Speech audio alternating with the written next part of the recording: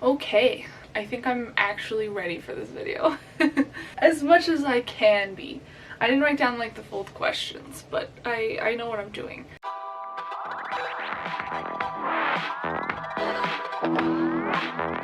This is the mid-year book freakout tag, best and the worst books I've read this year. This was really hard this year. Normally I read kind of like a range of like really good to like really bad, things I enjoy, things I don't enjoy, and I'm normally halfway through the year I can figure out what I have liked and what I haven't liked.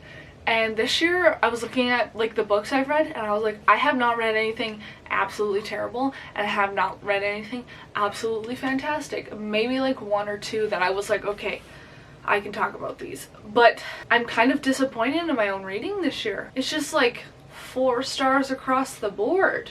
Kind of upsetting, but I have been able to answer the questions.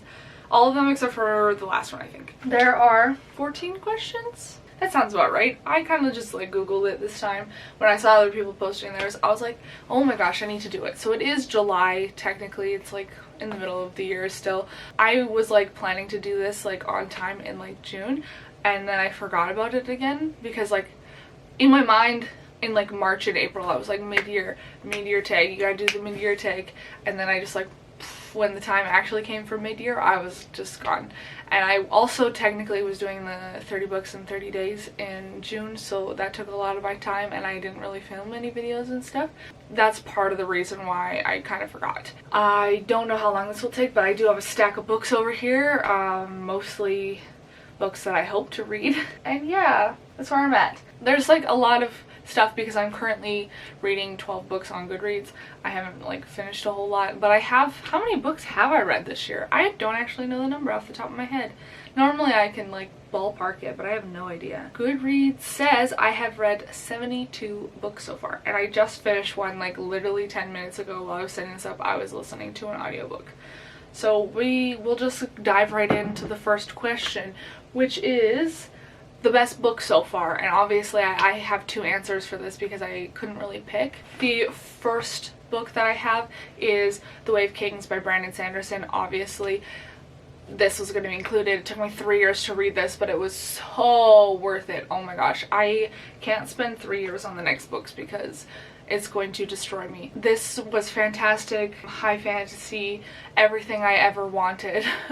And I literally cannot wait to read the next books, but I feel like they deserve their own time where I get all my undivided attention into them so that I can remember it start to finish and remember all the lore and stuff. I don't think I will reread this book unless it's like further in the future. If I forget to read the next books within the next 3 years, then maybe I will have to reread this, but we will see.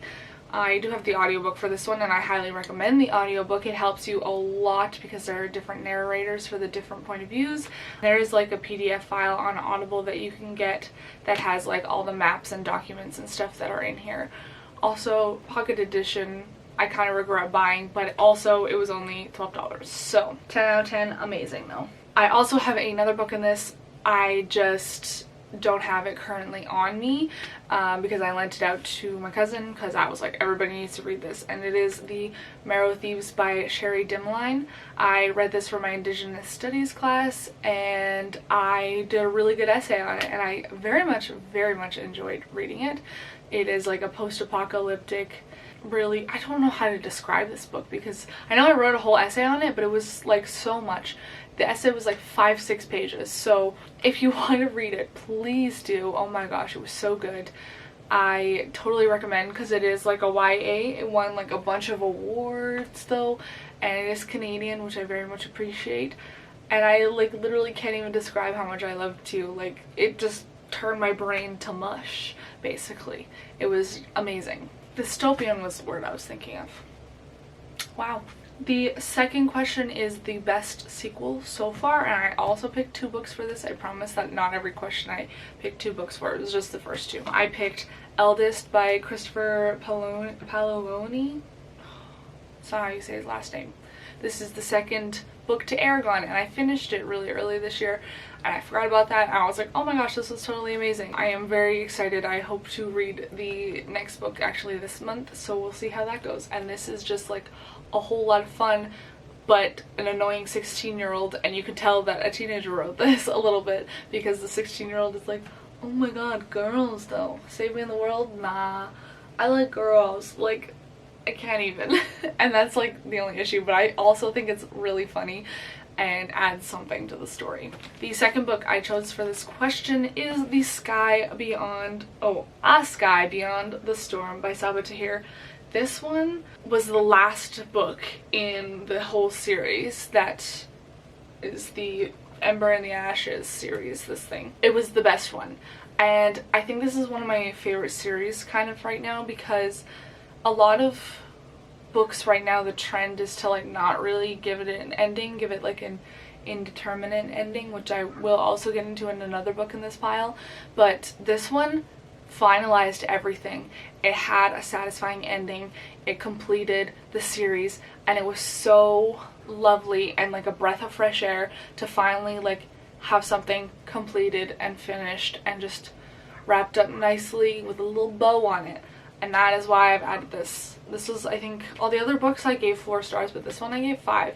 And I like can't even describe to you how much I appreciated and loved the ending of this book. The third question is a new release that I have not read yet, and I am very disappointed to say that I have not read The Box in the Woods by Maureen Johnson. This is the 4th book, or I guess, I don't know how to describe. It's the same characters from her Truly Devious series. It follows Stevie still along her journey, but it is a new mystery. So a new little adventure for her to go on. And I am so excited to read it. I like need to get to it. I probably won't get to it till August or September. I also feel though that this, if I'm having a bad day, will cheer me up. So I'm kind of saving it for that. But I'm very excited to read it. I do own it. It's all good. The 4th question is your most anticipated release. To be completely honest with you, all of my most anticipated releases of the year have already been released, which are mostly just like from series and everything that I have. So for example, like this was one of my most anticipated releases. I also have the Miss Peregrine's book, the final one. That was one of my most anticipated releases. My Contrary Mary, Anyway the Wind Blows. What's another one? Oh my gosh. It's another book I anticipate. Oh, A Court of Silver Flames is the other one I was thinking of. So all of them have pretty much been released already, which I love.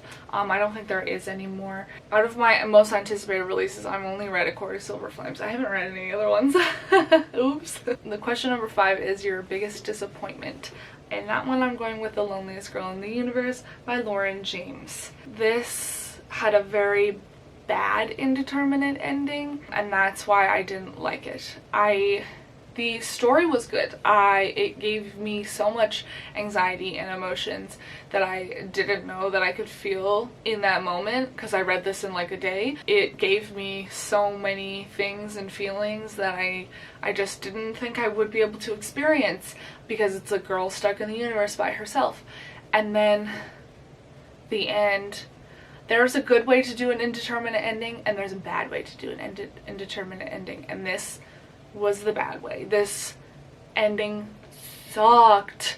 I am missing so many things. Normally some questions are good to leave unanswered. It gives me a lot of thoughts and lets me think of things myself and come up with ideas and brainstorming and just like live in this fantastical of, ooh, what could have happened.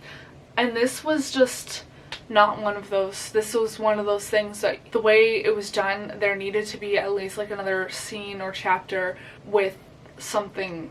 She needed to have a conversation with someone, and I don't know how else to explain it, but it was not a good ending. They're just like, it was not the place to stop. It wasn't. It really wasn't. Number 6 was my biggest surprise read, and for that I'm gonna go with Pet Sematary by Stephen King.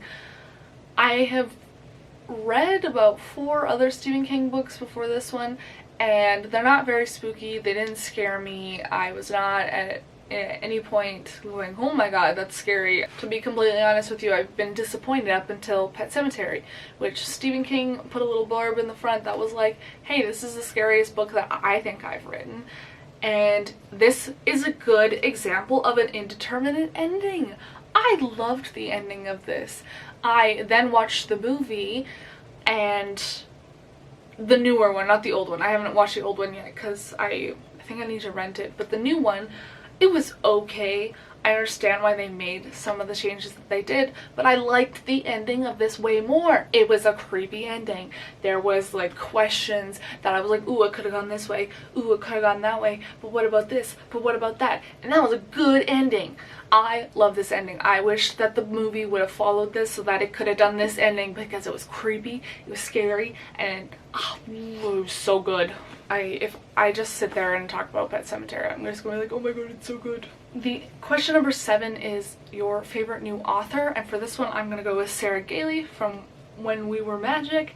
This was such a good book. I can't even tell you how much I actually enjoyed this book. I now will read anything Sarah Gailey makes, because this group of friends with their magic was written in this beautiful setting, and it was just full of love and care, and I loved every second of the experience that I had with this book. So Sarah Gailey, look out. I'm reading your stuff now. Question number 8 was the hardest question for me to answer, I think. Question 8 and 9. Question 8 was your newest fictional crush. I do not have a newest fictional crush quite yet. I haven't read any books that really have swayed me left or right, I guess.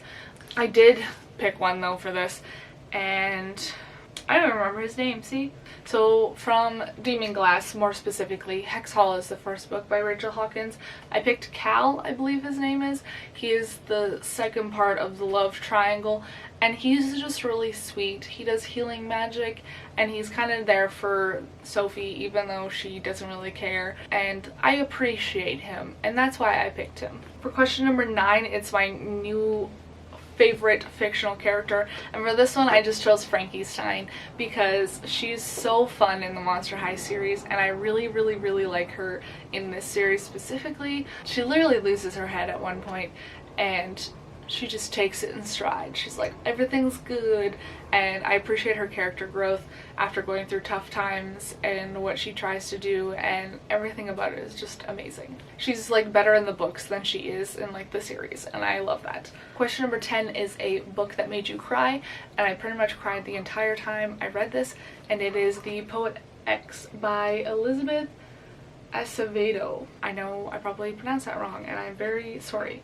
But this, I literally cried the whole time. I have never seen my childhood so much in a book. Like my time at high school with religion and how I view my body and everything, I've never read something so like how my thoughts were in that time, and it just made me cry the whole time.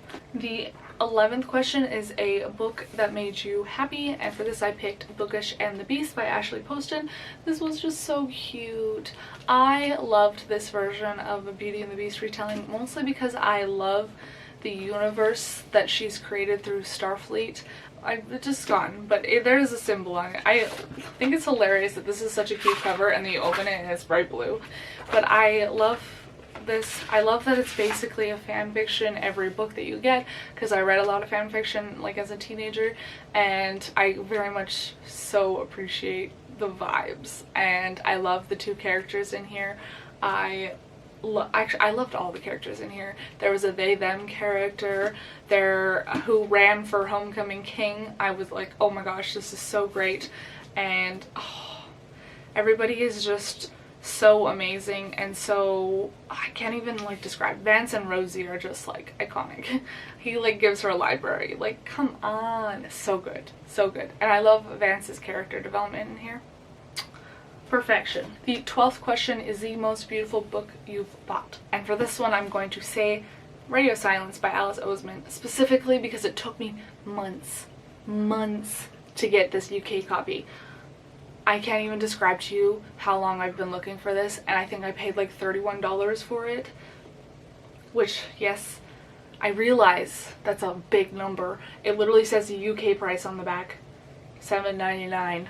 The recommended price, I guess. It was a little crazy, but I got it. It's here. It's going to match the rest of her books that I can easily acquire by going to Indigo.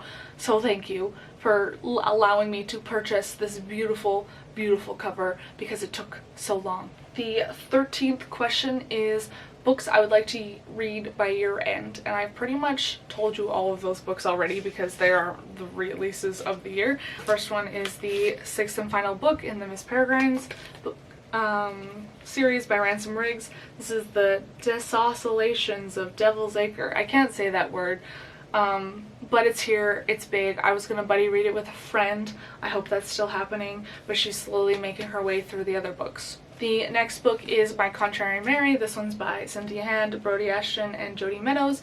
This is a little spin-off series that they're doing after the Lady Janie series, which is this series on the back, and I absolutely adored that series. So I was very excited to see this one come out because this one also follows the Ethians, like the first Jane, My Lady Jane book, and I love the Ethians. I want to read so many more things with the Ethians. I could read My Lady Jane over and over and over again till the end of time. So My Contrary Mary, like, I literally cannot wait to get to this. And the third and final book I have in my I need to read by the year end is Anyway the Wind Blows. This, first of all, cover is purple. Do you see this? It's purple. It's beautiful. I love it. The Under the Dust jacket is also purple. I can't slide that off right now. The Indigo exclusive is literally where it's at because this is the prettiest book I've ever seen. I looked at it on Goodreads and it's all like different colors and stuff, and I was like, why does it look like that? Because this one just looks so pretty. Very excited to read it. Can't wait to get to it. Finish this trilogy. It's bigger than the second one was, so I'm hoping for more excitement and adventure and journey, and I cannot wait. And the 14th and final question is a book to movie adaptation that was my favorite. I did enjoy the Pet Sematary adaptation for about the first half, but for this one I think I'm gonna go with Shadow and Bone. I've only seen clips of the show and I haven't finished the book, but I think that this is going to be my favorite. Just saying, that's all I'm gonna put there. I am like, how far am I in this? I'm on chapter 12, so I'm enjoying it so much right now and I just want to speed through it, but I am buddy reading it, so I can't. But that's what I'm gonna pick. So anyways, thank you so much for watching this video. I hope it was somewhat entertaining, even though I felt like I had no idea what I was doing. Let me know what your favorite books of the year was. If you want to answer any of these questions in the comment section below, I will be happy to read them and respond to them because I think this is really fun. This is like the only tag video I think I've done this year so far, which is wild. Who am I? And I hope it was enjoyable for you as it was enjoyable for me, because now I have to somehow put all these books back and remember where they came from, which is probably my least favorite part about filming this kind of stuff. Anyways, thank you so much for watching, and I hope you all have a great day, and I will see you hopefully next week with another video. Whenever this video will be posted, it will be soon. And have a nice day. Bye!